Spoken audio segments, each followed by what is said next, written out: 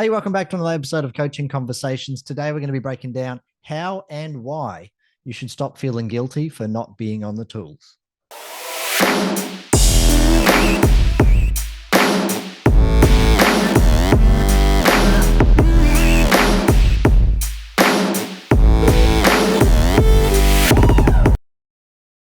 Hello, welcome back to another episode of Coaching Conversations with Nick and Chris. Nick, how are you on this glorious Monday afternoon? Hello. Very good. But speaking of tools, I've just had meetings with tradies. Meetings And yes, with I did have tradies. my steel cap work boots on. Good. My Did you wear backyard looked like a mess. Did you wear a high visibility vest just in case? I didn't have a high visibility vest, but I did look after all the key safety conditions. There was no drinking on site.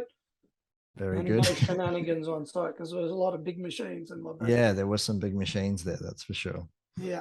Very good. Today we're talking about if you're a tradie or a builder or someone that is on the tools often and you're trying to get off the tools, or you've just gotten off the tools, you've reached that position of being not a technician anymore, you're starting to transition into that manager plateau or platform, and you're starting to feel guilty for actually doing it in the first place, where you might have trained some people and they're now starting to do the work on the tools for you, and you're being able to step away, focus on more important things, and you're feeling a little bit of guilt.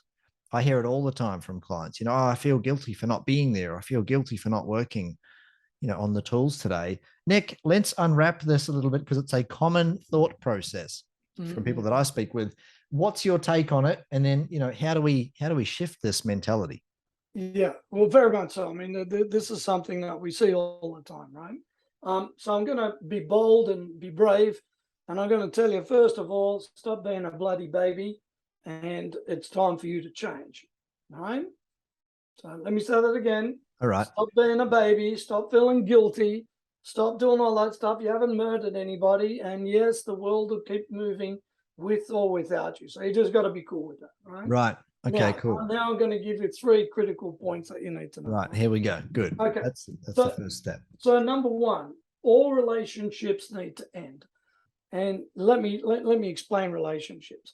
Right now, if you're feeling guilty that you're on the tools, or you've been on the tools and that's now you're evolving to the next level, well, guess what? Your relationship as the person on the tools and how you identify yourself as the tradesman, as the person on the tools, as the owner of the company, as the guy that gets the job done if you need it done properly, that relationship needs to come to an end. The reason being, all relationships come to an end. Let's just think about this for a second. If I said to you, what's your relationship when you were, 13, you would have gone, my relationship is that I'm actually a school student. Yeah. If you then went to TAFE or uni, you were all going, I'm a uni student or I'm a TAFE student. That's your relationship to all of that stuff. When you were single, you go, I'm single. When you get the ring on, they go, oh, he's the fiance or she's my fiance. Right. And then you're off the market. That relationship, being a player, that all goes, right? And then when you get married, then I'm married. And then when you have a baby, then you become a parent. Right. Well, guess what? It's the same evolution in the business. Your relationship to your business has to come to an end. Right. If you want to get off the tools, you don't want to feel guilty anymore, you go, you know what? It's actually the next step in this ongoing relationship to my business, right? Like, sure, we're trainers, right, to do what we do, but we're also a magazine editor. In your case, you've created it, right? With me, I'm the CEO of the company. So not only am I doing that, but I'm also a trainer. So my relationship is coming to an end as a trainer, right? Well, because now it's time for me to go. So, did you feel guilty when you went from student to TAFE or TAFE to uni or uni to single or single to married? You probably didn't. It was just a natural evolution. Yeah. So why is it that so many of us are feeling guilty because I'm getting off the tools now? It's more that the boys are going, oh, look at this guy, doesn't work on the tools anymore. But guess what? A lot of people go, you don't go, oh, look at this guy, he's a 40-year-old student. No, it doesn't. When you're like that, you're like, hey, it's cool. I'm no longer hanging out in the school, man. Now I've got to go to work or whatever. So Yeah, you just yeah, got to prep yourself a different way. So all relationships, sooner or later, are going to come to an end. And yeah, that's in anything in life. God forbid, if you're married and something happens, your partner, God forbid something happens there, that relationship comes to an end, whether it's a divorce mm, or maybe it's death, whatever it may be. Like, you've got to also know that you're not always friends forever. There's some people that you're really going to keep close to you. Everybody else is a bit of a transient relationship, but it mm. doesn't mean that you can't say hello to them. It doesn't mean that you can't go and spend a day on the tools if that's what you feel like doing.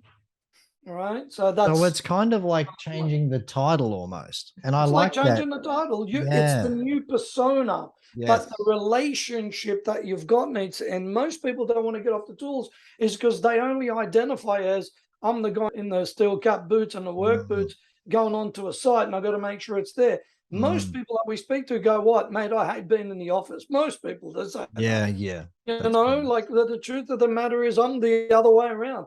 I love being in the office, but I also love hanging out, doing my caravan and stuff. So I can still have the book, mm, but I mm. don't go, oh, I'm feeling guilty because I'm not in the office. No, I enjoy that stuff, but I need to give the office what it needs, which is kind of leading me to the next part, right? So Okay, number good. That's good. one, So it's not really relationships need to end, relationship needs to end. And I think it's consider the title that you or at have. least needs to Are transition. are you a builder? Are you a business owner? So that's a You a know bit what of I a mean? Like, if contradiction. somebody said to you, hey, you a uni student and you own a business, you go, actually, I'm not. You're not That's getting the right. shoots because you're not a uni student anymore. You go, no, Yeah. I'm not, dude. Like, to me, I'd hate to go back to being a school student. Like, I know too Sure. much to go back to that. Right, Like, right. but for my son Philip and my daughter Tiana, they're school students. Yes. That's Yeah. how they identify themselves. Their relationship, not Yeah. only with one another as school kids and stuff like that, but Mm. also a relationship between them, and their identity is based in around that relationship. So Yes. this is an Yes. identity And this would crisis. be That's very, very true for people that have just finished their apprenticeship. Go back to plumber. It's like, no, I'm not an apprentice anymore. I'm a plumber now yeah, because but I'm certified.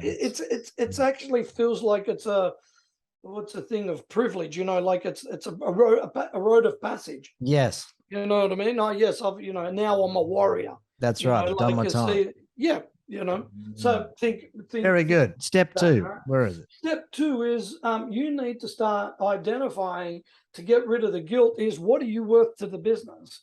Now, business is simple. It's mathematics when you think about it. It's if I can get this job done, and this person can do this job cheaper than what you can, doesn't it make logical sense as a business owner, right, to think, well, can I get it done first of all, quality assurance needs to be 150%. So let's just get that out the way. Yeah. Number two is, shouldn't you get it at the most economical point for the business? So if I can get it done cheaper, but still at a good quality, Mm. doesn't it make sense that you as a business owner now, if you're going from being a tradesperson to starting to work on the business, maybe more office or maybe more, involved in, on site, as not on tools, but site Project maintenance, management type sales, stuff. project management, Yeah. client liaison, all of these things. Mm. If I can get the job done, and now just think about it, even if you're booking yourself out for $100 an hour, if you can get it done for $50 an hour, what's your worth now? Now you're actually causing the company more loss because now it's costing us more money to get the same job done. Yes, I get So it. it doesn't make any logical sense that you do that. In Mm. my case, it's the same thing. My transition of the relationship sort of moving away from where I am now is, when you really think about it, I mean, I make good money per hour. That isn't a problem. I'm an income generator for the company. However, if I thought up here and activated up here and did everything up here, what starts to happen then is what? Then I've got the ability to really begin the process of making even more money and leveraging my time and energy to make it Mm. even more valuable. So the Mm. truth of the matter is, the 1 hour of coaching or whatever it may be is at a particular value. When I come up to you, I can have multiple coaches doing multiple hours. That Yes. increases my value. It's the Yeah. same. If you're on the tools, you can't be in 6 places at one time. Mm. That's right. You Yeah. got the staple gun, you got the nail gun in your hand, or you got the, pouring concrete or whatever it is. You can't be running the business, taking calls, doing whatever and doing that all at one time. You can't. Yeah. So, Please so pay what's the word? attention. Yeah, please pay attention, tradies that are still going to Bunnings to pick up stuff to take back to the site. That Like, point's really important. Understand your value and what it's worth to the business. Going to get glue is probably not the best you know what I mean? form of investment of your time if you're the business owner. You've just got to think about it. And once again, that relationship as well is to go, hey, mate, I'm going to make myself busy going to Bunnings. I know people that 100%, 100% are going, no, if I go there, it feels like I'm, kind of, what's the word for it? It feels like I'm being busy. It's Well, the probably I'm truth keeping of the the boys, matter is, I'm keeping the boys or the girls busy on site by like, going to get stuff for them to keep them moving. well, once again, you've identified as if, busy has got anything to do with productive. Mm, Well, you know what I mean? Like it doesn't. Because that's you could right. be busy making no money.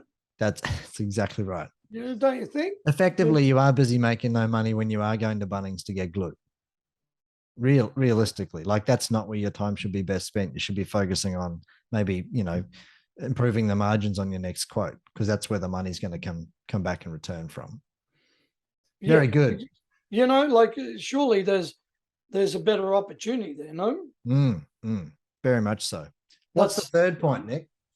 Yeah. So third point is, where are you heading as a business? In order for you not to feel, kind of guilty, is you need to kind of understand, where you're heading, as a business. So what's the vision for the business? What's the what's the goal? Where's that heading? Where are we moving out to? Where's the where do you fit in within that business as well? So to you, if you go, well, if I want to scale the business, and you need other people to be able to help you and look after you and do all that stuff and teach them and employ other people and do all of that. But once again, just feeling guilty because you're on the tools and you're stuck there.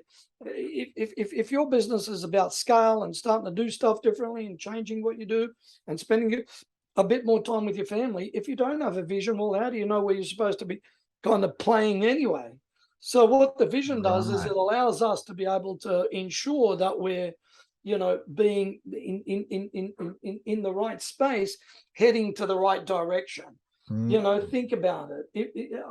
I often like to use this saying, you don't put half a tank of petrol in your car in Sydney if you want to drive to Perth. Mm-hmm. And you don't head off with a flat tire to try to make it because you're just not going to do it. No. Logistically and physically, it's not going to happen. So Right. what do you need to do? You need to plan certain steps. You need to go, well, it's a 4-day drive, 5,000 kilometers. I've got to try to figure that out, maybe 5-day drive, right? I need to have the logistics right.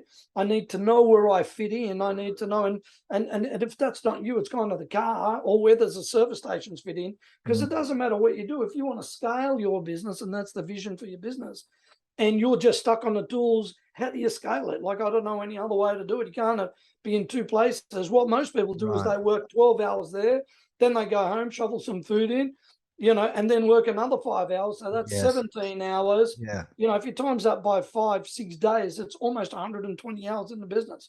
And like, when do you see people? When do you go? Yeah, And that's right. you know what I mean? Where's the Like, life factor? well, where's the life factor? And most importantly, where's the space there, for you to be able to grow? And that's why I'm saying, where are you heading and where do you play within the vision of your business? Is it better that you stay on the tools and get other people around you? If that's what you like doing, great. But don't try to go, I want to do all of this stuff and stay on the tools and then feel guilty about it. And then, like it's Right. kind of the wrong way of thinking, you know what I mean? Yeah. So you look at your goal, what's the eventual outcome, and what's the best plan? Because you're ultimately preparing a bit of a plan or a map in order to go, which is the best option here. Instead of, because we understand that accounting and bookkeeping is important, instead of me doing the bookkeeping, maybe I should just get a bookkeeper to do that. That's a better use of my time, finding a bookkeeper, and then I can free myself up to then focus on improving the way that we quote, perhaps. Yeah, That could be a exactly. better option. There's that opportunity for us, like to just really look at and say, well, is bookkeeper's $40 an hour. Yep. If you go out and win a job for, 500 grand for a renovation, whatever it may be, Mm. and you're making 20%, you've just made 100 grand versus $40 an hour times 4 hours, because it's going Mm. to take you longer. For $160, you've made 100 grand. Yeah, that's right. So that You comes know, back like, to, you've got yeah, to think about it. Most people don't, or they go, "Oh no, I'll just get it done because it's cheaper." The truth of the matter is, it's not cheaper. A yeah, perfect example, right? I'm renovating my house, and we knocked down the garage and all of that stuff. yeah. My mate goes, "Hey, dude, for the asbestos and stuff and all of that, we could take it away ourselves and do it." Cut a long story short, the guy was like 6 grand or something to do it. Mm-hmm. Knock the whole garage down, get all the stuff, get all the asbestos, package it up how they need to. He's got all the permits, take it to the tip, dump it, do all of that stuff. Yeah, Mate, they were here 3 days, 3 guys. It was right. raining, they were there. Could you imagine me and my mate doing it, trying to figure it out, and then you got to still go to the tip, do all of that stuff? I Mm. calculated, even if it was 20%, that's $1,200 profit as an example. Look, Mm. 30%, that's Mm. $1,800 profit. Mm. $1,800, I'll make one call and we'll sign up a client as 40 Yeah. grand. Like, just like, Yeah. it's the wrong, and I love getting in there. I mean, you probably see my hands are a bit dirty, working on the caravan and stuff. Elastic just goes everywhere, Yeah. right? But that's a hobby. I don't do it.